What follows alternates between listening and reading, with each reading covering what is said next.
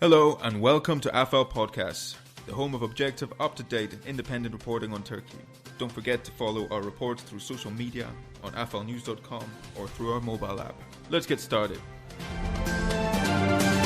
November 20, international condemnation of Turkey's offensive in northeast Syria continues almost 6 weeks in as more reports emerge of Turkey-backed rebels committing possible war crimes, such as a video in which a Turkey-backed rebel shouts, "Kill the pigs, kill the infidels," as he goes door to door, marking which home belongs to a Kurd, which to a Christian, and which to a Muslim Arab, with the expectation that he would burn the first, loot the second, and leave the third untouched. This was reported by The Telegraph a few days ago. What's your response to a video like that and to these other reports of possible war crimes? I think this reaffirms what Kurds have been saying regarding Turkish plan for ethnic cleansing in the Kurdish areas in North Syria.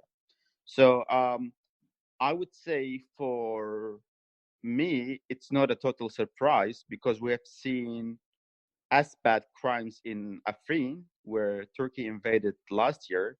So I would say none of this is unfortunately a surprise. It's all expected, given that the international community has done nothing when similar crimes were, happened in Afrin last year. So I think probably Turkey and their Syrian opposition forces feel, that they have a free hand. Apparently, there's no accountability. Nobody would say anything, given their past experience. So for me, it's just reaffirming what Kurds have been saying regarding ethnic cleansing in the region. It sounds like you are moving back and forth. Your volume level is going up and down. If you could just maintain a same distance from the microphone or the computer, that would be great, please. Okay, give me 1 second. I think I'm gonna put headphones on. Let's do that. All right. Yeah. Thanks. That should be better. Okay. You say that they feel like they have a free hand. Turkish officials and Turkish pro-Turkey analysts I've spoken to have said that Turkey is willing to be accountable, is willing to face charges if there's an investigation, if these charges are proven. But you think that nothing like that will ever happen. There'll never be any justice for these crimes. I think the problem is, obviously, Turkey would say all these kind of nice stuff, but we have seen, for example, UN has refused to do any investigation, and I can't see how any such investigation will happen given Turkish pressure on these organizations.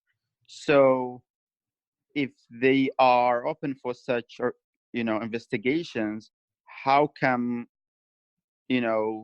organizations like UN refuse to even begin any such investigation? So I don't see it happen. No. Do you believe that Turkey has urged these rebels under its control to act like this, to commit acts like this, to go after Kurds in particular, or are these rebels just acting on their own?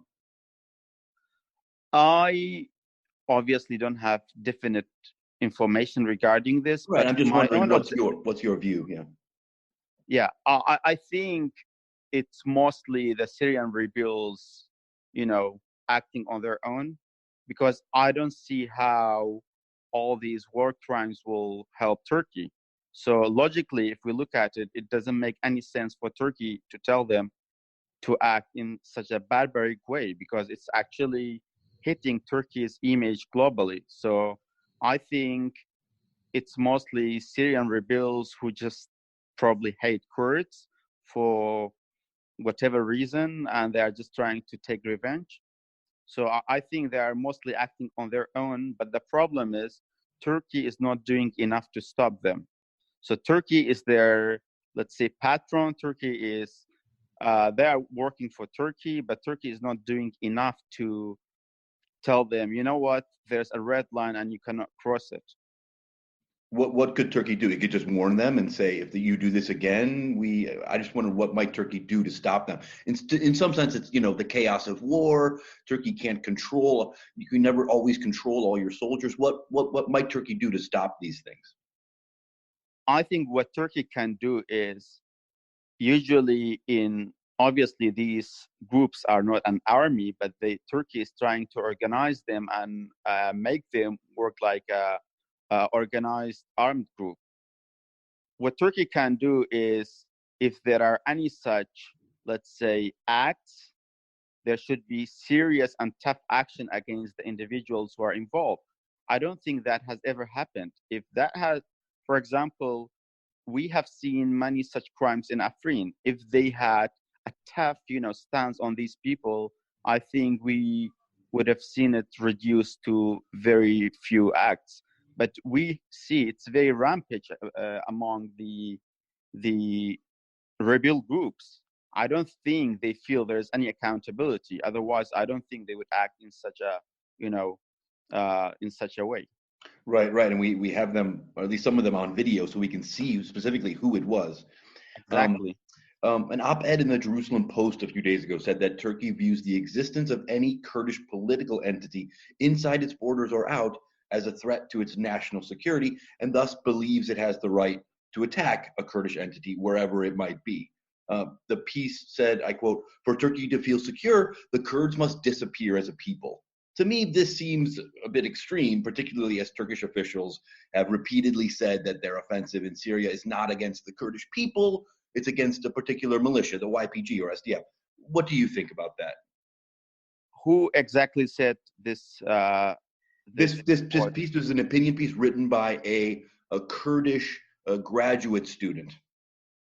I do think this is extreme. I don't think Turkey is such openly, let's say, against Kurds. And I would actually think Turkey doesn't have a problem with a Kurd that subscribe to their own, to Turkey's, let's say, policy. So for Turkey, their problem is with the Kurdish groups that don't act in line with what Turkey wants. So if you act within, let's say, within the borders of what Turkey expects from you, even if you are a Kurd, I don't think Turkey would wipe you out. So I think this is a bit extreme. It's not to that level. It's not necessarily against just any Kurd. Mm-hmm. It's mostly against, probably, at least for now, what I'm seeing is most of the Turkish fight is against groups that are close to PKK, or at least ideologically close to PKK. Turkish officials and pro-Turkey analysts have repeatedly said in recent weeks that Kurdish fighters are also committing crimes and violations. And Turkey's defense ministry said this week that the YPG had released more than 800 ISIS detainees from a prison in Tal Abyad. How do you respond to these claims? Is it true that SPG and SDF are also committing violations, and that they just are releasing hundreds of ISIS detainees? I don't think this is true, to be honest. It's just Turkey trying to say, you know what, we are doing bad stuff, but it's not just us. Kurds are doing the same. This is merely any justification for their war crimes, but I think they're just using it to feel better. But I don't think it's true at all. I don't think, at least for now, I don't think SDF is doing any of what Turkey claims. Even this release of all these ISIS detainees, you don't think that have happened? I don't think it has happened systematically. There might have been ISIS detainees who have fled, but we saw what happened at the beginning of the Turkish offensive. It was all chaos, and some of the areas where Kurds fighters basically had to flee, actually.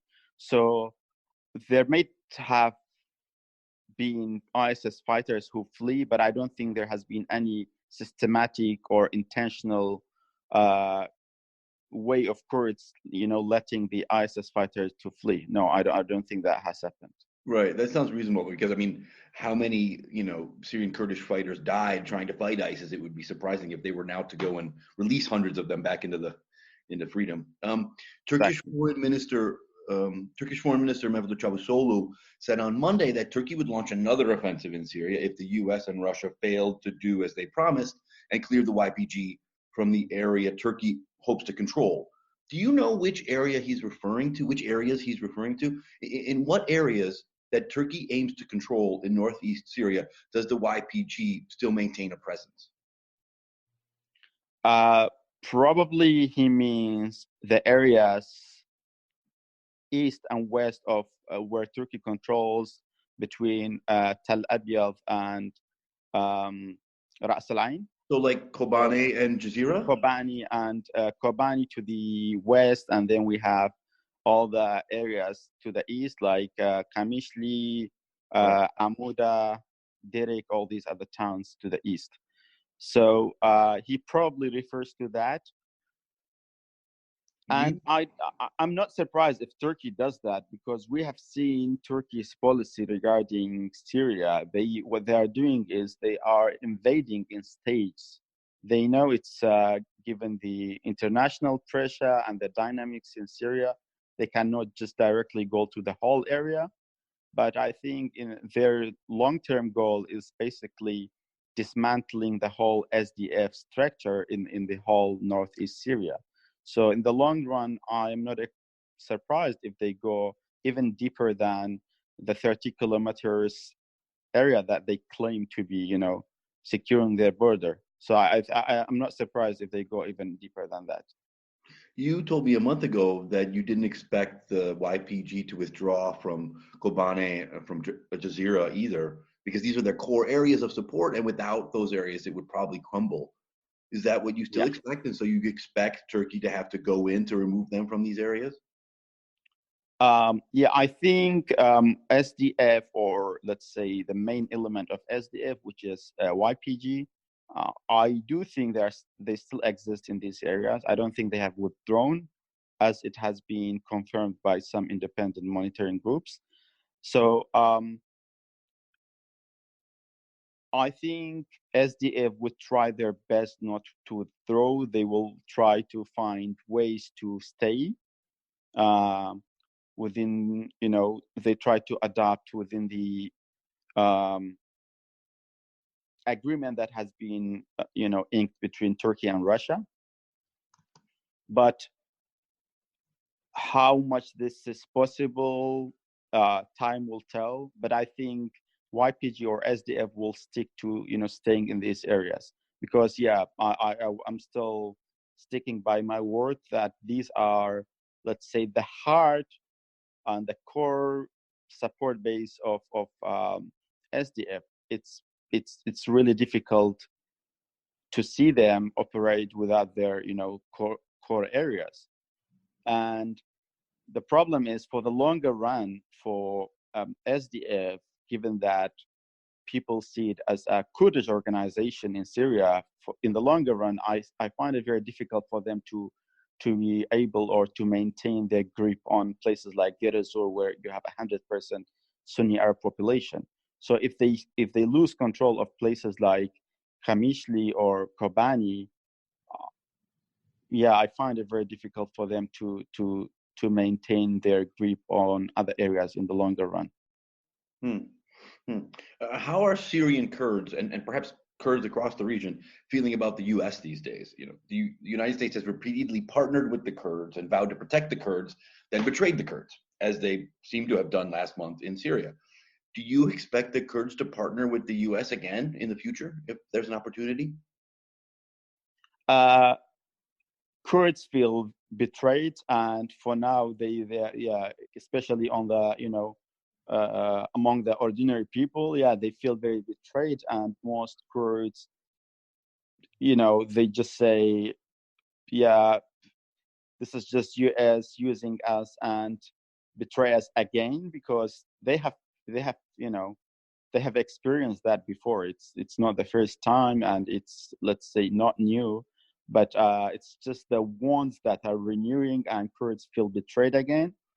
But unfortunately, I think in the future, if there's an opportunity for them to partner with the US, they would probably do it again, because it's just out of desperation. The problem is Kurds are a non-state actors, a weaker player in the region. So probably they would seek partnership with any global player that wants to partner with them. So even if they know they have been betrayed, they don't have a lot of options. So I would say, yeah, they would probably partner with US again, because it's just because they don't have other options, not because they love it. Mm-hmm. A few days ago, you tweeted out a 1998 British video news report on the PKK in Iraq, which included an interview with Abdulla Hawez, and you said it felt just as relevant today as it was then. So do you feel as if very little has changed for the PKK, for the Kurdish struggle in the past 20 years? Unfortunately, yes. I mean, there has been a period before 2015 where things were getting better in Turkey, where there was a genuine, serious opening toward Kurds and Kurdish rights, and I've experienced it myself from my visits to the Kurdish areas of Turkey, like in Ahmed and elsewhere in the Kurdish region. But unfortunately, after that, things have gone downward, and things have, almost gotten back to the way it was before the AK party. There's a serious anti-Kurdish, let's say, feeling in Turkey, and AKP feels that for them to survive, they need to, go back to this Turkish nationalist way of ruling. So yeah, I do feel like things are just similar to the way it was in the 90s, and then again you have Turkey trying to end PKK through military means. So basically they are doing the same as they were doing in the 90s. It's very similar. But what about the possibility of this moment right now? Yes, Kurds are under assault in Syria as well as in Turkey, but the YPG and the Kurdish struggle against Turkey is now more widely known than perhaps at any time in the past decades, even in history. Mazlum Kobani is globally known, and American and European officials, analysts, and rights groups are condemning Turkey for its treatment of the Kurds, its attacks on Kurds. Doesn't this moment offer an excellent opportunity for Kurds to take advantage of all this attention to further their cause? You're right. It does, actually. When I talked about this, it feels like the 90s, I mostly talked about the situation in Turkey and their attack on PKK. But if we look at the, regional Kurdish cause, you're right, actually. There is a perfect opportunity for Kurds to try to, enhance their cause globally. And I think, in a way, Kurds have benefited from this, global attention. We have seen all this pressure on Trump to try, in a way, to stop Turkey from, invading the whole region. That was mostly thanks to the international outrage against the Turkish invasion. So in a way, it has helped Kurds, but whether diplomatically, politically, even militarily, it will help Kurds in the medium to longer run, it remains to be seen, because as I said, the problem is Kurds are the weaker player in this game. So they always have to try to find a partner so that, they protect themselves, and they have to try to play this game between all these different players to in a way to stay relevant in the game.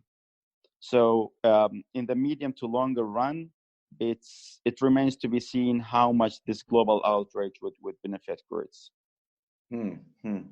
A Kurdish researcher told the news outlet Al Monitor last week that the PKK was having a hard time with the new global success of the YPG. What does all this international support and attention for the YPG and for Syrian Kurds in particular, what does it mean for the PKK and for the Kurdish movement in Turkey? It sounds like, from what you said before, that it hasn't been positive. I don't think PKK has a difficult time with global success of YPG. I think actually they're very happy because it helps them as well. This global, let's say, solidarity with Kurds is not only with YPG, it's with all Kurds in the region, including with Kurds in Turkey. So in a way, it also benefits PKK. So I have no reason to doubt that PKK is happy with that, and their supporters actually were part of pushing with this, success globally. So I think probably to a lesser extent, but it does help PKK as well because we see there's a lot of pressure on Turkey. There's all these European countries trying to put an arms embargo on Turkey, or at least stop selling them weapons. And there is a serious damage to Turkey's image globally. So this does actually help PKK as well. So that's interesting. I think it does help. It will benefit PKK as well in Turkey, although right now the problem for PKK is that they're under a lot of pressure inside Turkey, in northern Iraq. So right now they're focusing on just surviving, because there's a serious escalation against PKK, both in Iraq and in Syria. But in terms of image-wise, I do think this global solidarity helps PKK as well. Image-wise, yeah, okay. I mean, you said that militarily the PKK has largely been destroyed, but also the kind of the Kurdish movement in Turkey is, facing severe trouble right now. Turkish Interior Minister Süleyman Soylu said this morning that of the 94 mayors of the pro-Kurdish HDP that the government dismissed during the last term, 42 of them have been sent to prison for an average of 7 years. And right now, the HDP is holding an event in Ankara and expected to, or at least might announce that it's pulling its deputies from Turkish parliament to protest the government's dismissal of 24 more of its mayors in the past 3 months. I mean, to me, it just seems like while this might all be good for Kurds globally, for their reputation in Turkey, the Kurdish movement is in deep trouble. You're right. But the problem is HDP have been left out of very few options. Their members are getting arrested on a daily basis. They're members of parliament, they're, mayors, and so they are left with very few options, and they are really, losing influence in Turkey. So they need to find a way to revive, or, in a way, try to re-energize their base, try to find a way to get out of this recession, because right now they are deeply hit by all these arrests and the clampdown on them. So do you think this clampdown is the sort of thing that drives young Kurds to decide that political involvement isn't the answer and maybe something else is? Obviously it does, of course, because when you are shutting the door of political struggle, what do you think people would think? It's they see you have PKK, which is doing the armed struggle, and then you have HDP, which is doing the political struggle, and they see that the Turkish state is not allowing any of that. So they would be like, well, maybe there's a problem. Maybe it's really Turkey is just against us, I'm sure there's a very deep resentment in all the Kurdish cities in Turkey now. Although we don't see any, let's say, protests or anything, but it's mostly, or it's actually mainly because they are not allowed to express themselves. They are not allowed to even hold a very simple demonstration in support of, their people in Syria. So there is right now there is a deep recession among the Kurdish movement in Turkey, but I would say this is just temporary, and we have seen that Kurdish movement is always adapting and renewing itself, and adapting new strategies to survive. So although there's they're at a time where things are getting more difficult for them, but I think the Kurds in Turkey are very creative, and they will find new ways to continue their struggle. You said earlier that things for Kurds in Turkey have gotten almost as bad as before the AKP came to power, which was 2002, 2003. Last week, as Erdogan was visiting Trump at the White House, you tweeted that once Erdogan is out, the U.S. establishment will ditch Kurds for a secular Turkey, and that Erdogan will go on for a few more years, but that after that, this would be a big problem for Kurds. So it sounds like you think that Erdogan and AKP are largely positive for the Kurds, and once they're gone, it'll be more trouble. In a way, yes. I mean, Erdogan, the thing is, Erdogan right now is bad for not only for Kurds, but for Turkey as well. So, and I do think one of the major reasons for Turkey's image, the way it has been hit globally, is because of Erdogan. The truth is, the global community, that the people in the Western opinion, public opinion, and even a lot of people in Turkey, they really don't like Trump. They don't really like Erdogan. So I do think if if he's gone and we have a secular Turkey back the way it was in the, before AKP, yeah, I do believe that the global community would ditch Kurds.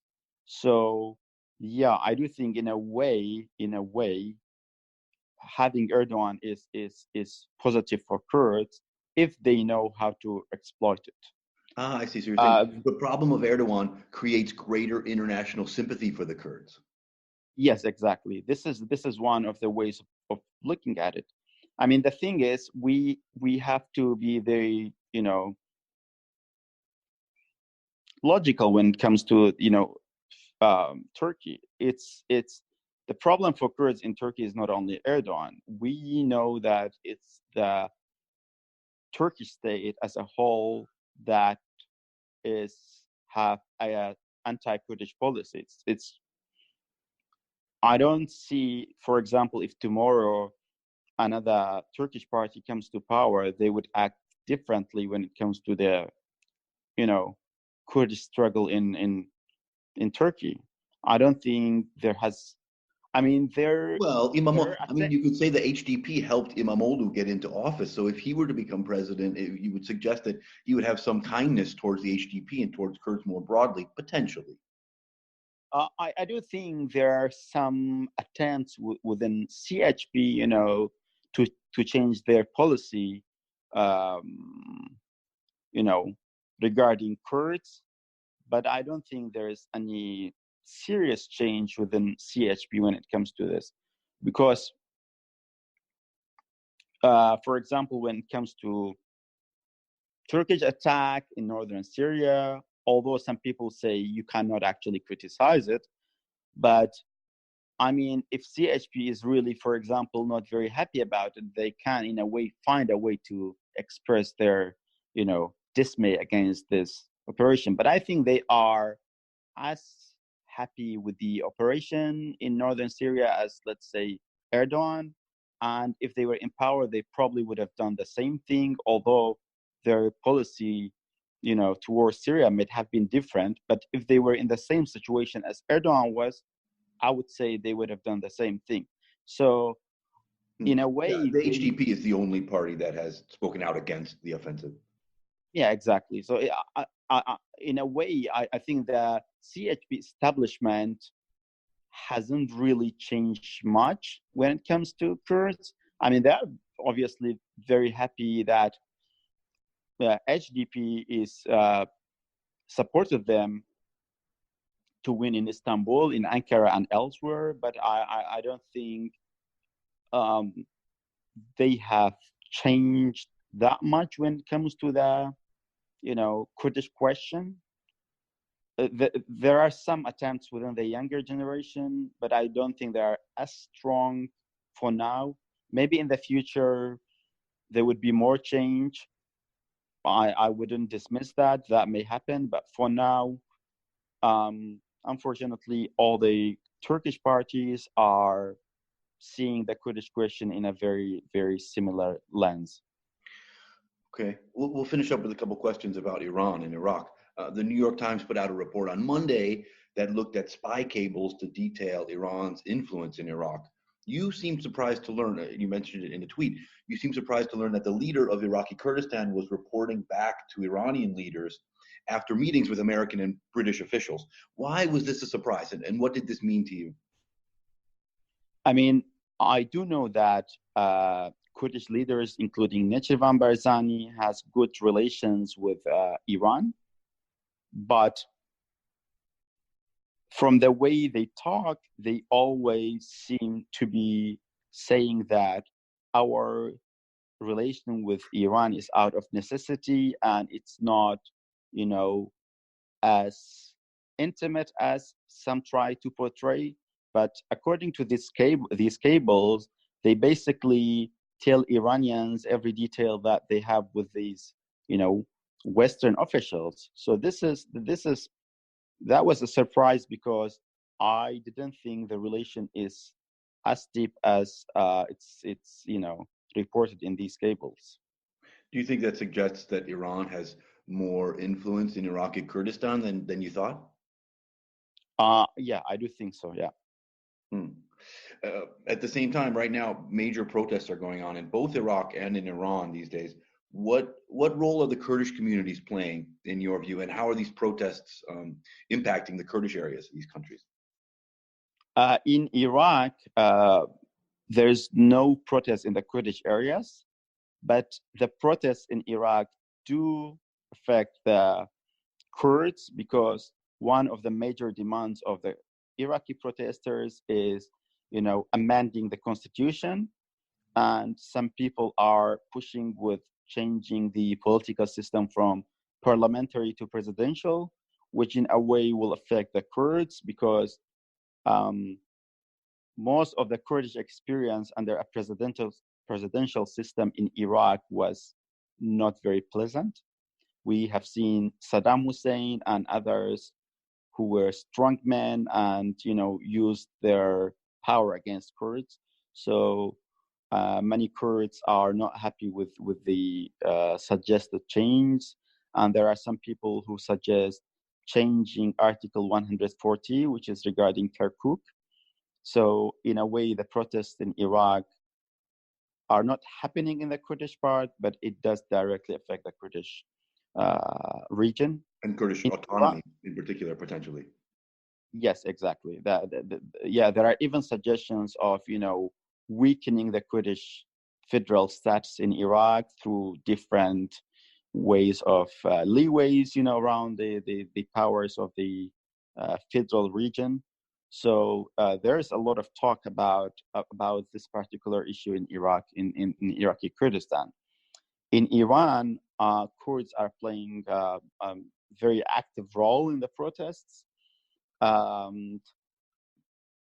Many of the people who have been killed in Iran are actually in the Kurdish region, in places like Kermanshah, which is a majority Kurdish province, and in Kurdistan province, which is also a majority Kurdish province in Iran. In these two provinces, according to Kurdish sources, from 30 to 45 protesters have been killed, and there appears to be a very heavy-handed clampdown on the protests.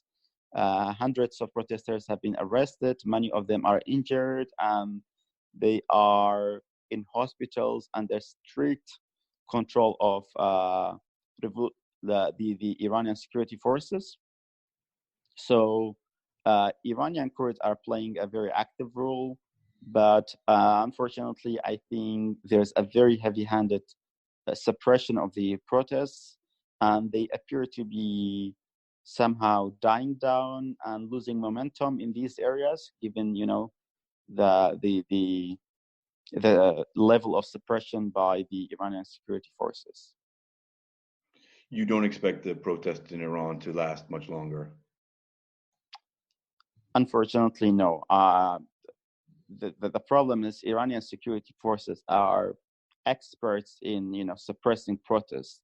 They have been very effective in the last few years from what we have seen. They are usually very smart and effective in the way they are just clamping down on the protests. So I am unfortunately not very optimistic with the protests. Okay. Abdulla Hawez, thank you so much for your time and insight. It was a pleasure. Thank you very much, David.